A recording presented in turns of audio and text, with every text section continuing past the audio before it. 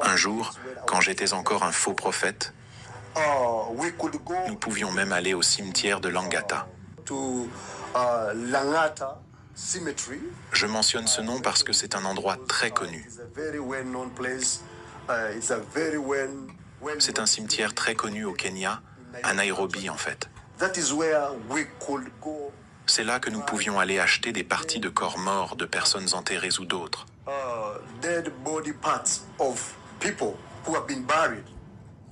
Nous pouvions prendre une partie de ces corps, par exemple une tête ou un crâne, et nous pouvions acheter ce genre de crâne ou de tête d'un être humain en fonction de son état.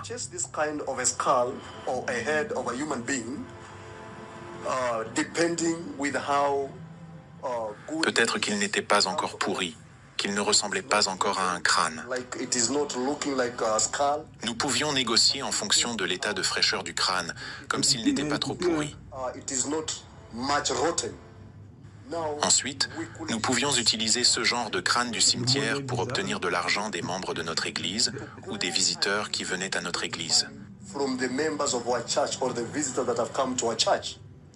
Et comment pouvions-nous exercer cela? Premièrement, dans notre église, n'oubliez pas que nous pouvions convaincre les gens par les radios et les télévisions, comme il y avait une chaîne de télévision locale.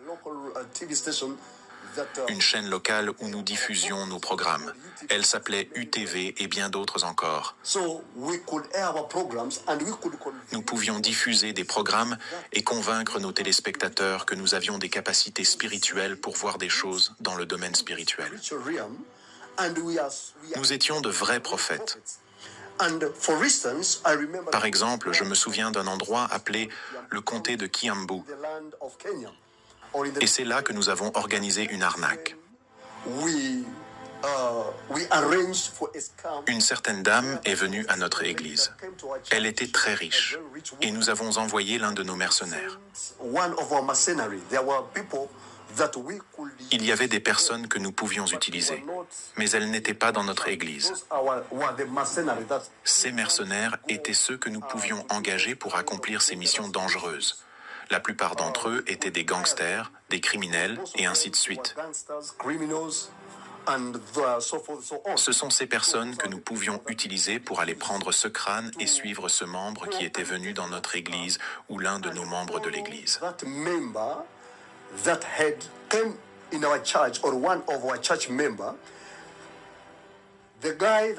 Nous envoyons ce gars pour suivre ce membre jusqu'à sa destination. Par exemple, si nous avions une personne ciblée à ce moment-là, nous pouvions l'appeler un client ciblé, parce que dans la fausseté, l'Église, les fidèles, ils n'étaient pas seulement des fidèles pour nous.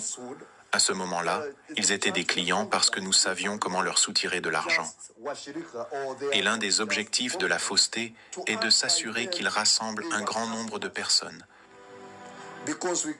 Car pour eux, il ne s'agit pas de salut, de repentance des péchés et de pardon des péchés, et il ne s'agit pas de les conduire à connaître Dieu et à les sauver du jugement éternel.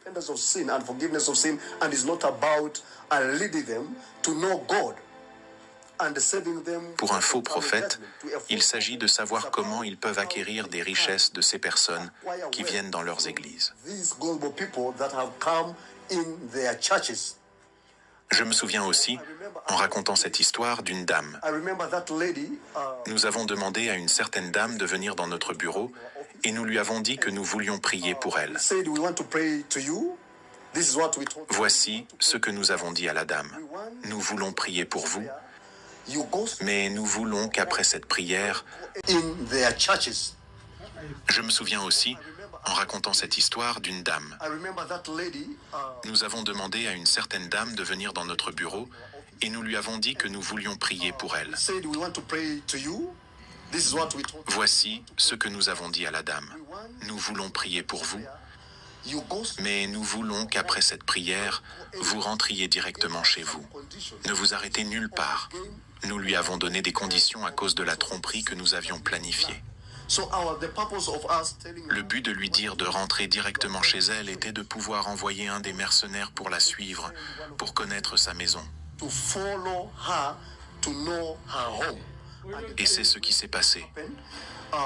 Nous avons juste appelé les gars sur le terrain, les mercenaires, et nous leur avons dit qu'il y avait cette dame qui quittait le complexe de l'église. Le numéro de plaque du véhicule était tel et tel, et ce véhicule, je me souviens, était un véhicule noir. Nous avons donné les détails, et d'où les mercenaires étaient assis à ce moment-là, ils pouvaient voir d'où venait cette femme. Dès qu'elle a commencé à rentrer chez elle, nos mercenaires ont commencé à suivre la dame et ont découvert où elle vivait. Ils ont mené leur enquête. Ils ont su qu'il n'y avait pas de caméras CCTV, parce qu'à ce moment-là, je me souviens que les caméras CCTV n'étaient pas si courantes, surtout dans nos maisons.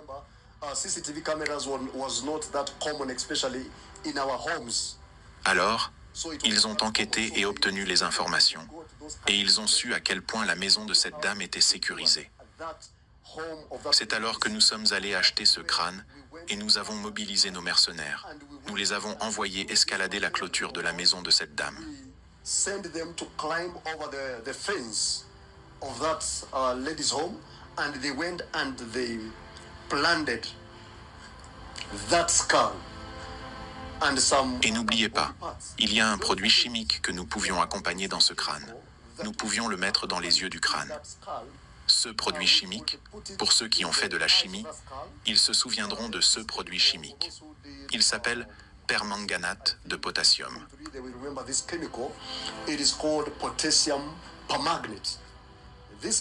Ce produit chimique, lorsqu'il entre en contact avec l'eau, produit un feu et un son très fort, similaire à un coup de feu. C'est ce produit chimique que nous associons à ce crâne et que nous lions avec un peu de sorcellerie que nous avions créé. Par exemple, nous prenions des photos de cette dame sur les réseaux sociaux, car lorsque nous la ministrons, nous pouvons recueillir ces informations et aussi connaître ces plateformes de comptes sociaux.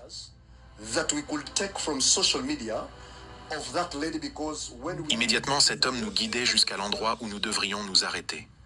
Par exemple, nous prenions des photos de cette dame sur les réseaux sociaux, car lorsque nous la ministrons, nous pouvons recueillir ces informations et aussi connaître ces plateformes de comptes sociaux. C'est là que nous pouvions trouver ses proches aussi. Nous pouvions connaître ses proches à travers les publications que la dame aurait pu poster à l'époque. C'est ainsi que nous pouvions rassembler les quelques membres de la famille que nous pouvions obtenir à partir de ces comptes, par exemple sur Facebook, et nous allions au cyber et monter cette image pour ressembler exactement à une personne à l'intérieur d'un cercueil. Nous prenions même 4 membres et les mettions dans cette sorte de tromperie afin de convaincre cette femme que ces personnes ont été tuées spirituellement par un sorcier.